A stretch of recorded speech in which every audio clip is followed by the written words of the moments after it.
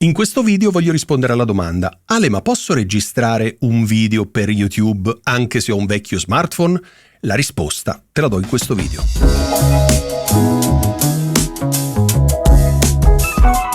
Come ti raccontavo nell'introduzione, oggi voglio rispondere in maniera molto specifica a una domanda che spesso mi viene fatta sul canale, ovvero: ma per fare video su YouTube devo per forza spendere più di 1.500 euro per l'ultimo modello di smartphone? La risposta ovviamente è no, e lo stai vedendo anche tu.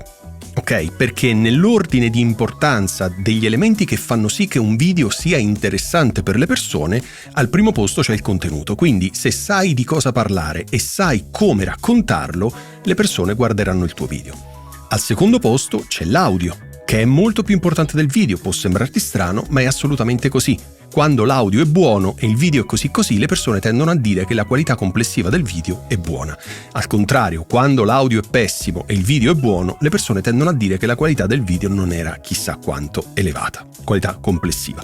Quindi dicevamo, oltre al contenuto, parliamo di cose tecniche. La prima cosa è l'audio. La seconda cosa, le luci, perché un soggetto ben illuminato, staccato dallo sfondo, eccetera, eccetera, sicuramente si lascia guardare meglio. Al terzo e ultimo posto c'è la fotocamera, lo smartphone o quello che sia. Ok? In questo caso il mio audio sta entrando dentro uno Shure MV7X e sta andando nel Mixcast 4, dopodiché lo equalizzerò, lo comprimerò, perché non è un classico video sui test di microfoni. Mentre il video lo sto registrando con un iPhone 12. Ora, io non rincorro gli ultimi modelli, e l'avrai capito sicuramente dal fatto che è un iPhone 12. Probabilmente questo telefono ha 5-6 anni, non lo so, non te lo so dire, ma è abbastanza vecchio.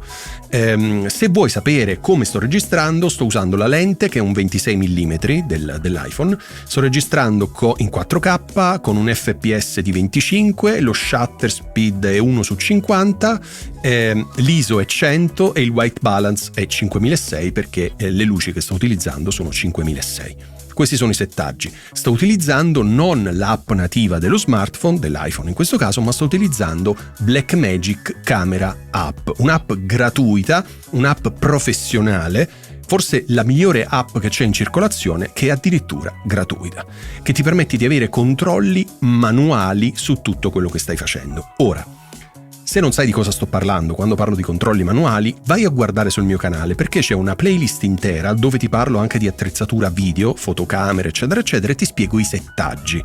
Quindi se tu prendi quei settaggi, li copi pari pari dentro quest'app Blackmagic, ottieni un risultato straordinario. Soprattutto se il tuo telefono è migliore del mio, perché per esempio già il 13 ha fatto un passo in avanti da un punto di vista di fotocamere, il 14 ancora di più, il 15 ancora di più, il 16 ancora di più, e probabilmente adesso, nel momento in cui sto girando questo video, non è ancora uscito l'iPhone 17, ma uscirà a breve, quindi sicuramente farà un passo in avanti ancora maggiore. Ma chi se ne frega? Fondamentalmente noi non dobbiamo girare film, almeno io non devo girare film, e immagino neanche tu, se no questo video non lo guarderesti.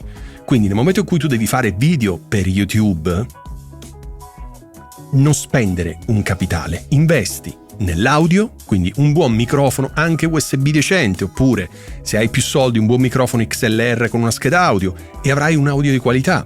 Investi sulle luci, che servono veramente a fare la pasta del video, la grana del video, che è fondamentale. Dopodiché lo smartphone, la macchina fotografica semplicemente riprenderà quello che sta vedendo. Certo, la lente è più importante del corpo macchina, il discorso sarebbe molto complesso, però non voglio essere troppo tecnico, voglio semplicemente rispondere a una domanda. È possibile oggi fare video su YouTube e non utilizzare l'ultimo modello di smartphone?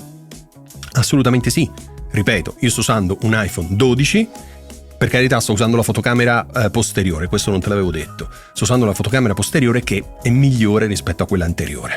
Ok, questo è l'unico trick che sto facendo, ma non è un trick, lo sanno tutti, che la fotocamera posteriore è quella migliore del telefono. Quindi semplicemente, visto che sto registrando un video, sto usando quella lente lì. Tutto qua. Ok, quindi se hai domande, dubbi, curiosità, vuoi saperne di più sull'app, vuoi saperne di più sulla configurazione del telefono, vuoi saperne di più su tutto, commenta questo video e io ti rispondo nel più breve tempo possibile. Ciao!